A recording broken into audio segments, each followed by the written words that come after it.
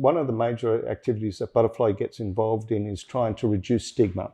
Okay. So, eating disorders, we feel like they're 20 years behind how depression and anxiety are now. Yeah. So back in the day, people would never admit that they were depressed, or they would never reach out for help. Same around anxiety.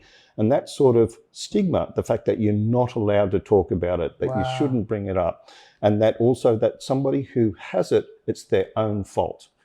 So on eating disorders, people think it's like, it's a lifestyle choice. They just are choosing to starve themselves so they can be skinny, not realizing that person has lost control of how they're behaving. Or it can be that they're thinking they've got no willpower, and if only they tried harder, they'd be able to stop eating, or if only they tried harder, they'd be able to do whatever else. And so that societal stigma, that's a big part of why people don't reach out and get help. It's a big part why people don't admit they've got a problem, and so it stays hidden.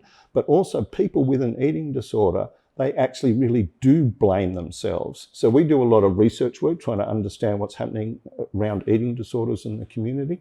And so part of that, we do surveys of Australian adults and talk to thousands of people across Australia. And we see that there is happily declining stigma in the community. It's still far too high, but it's declining.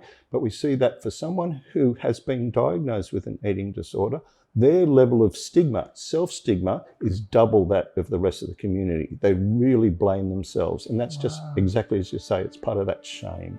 And it just makes the whole thing so hard.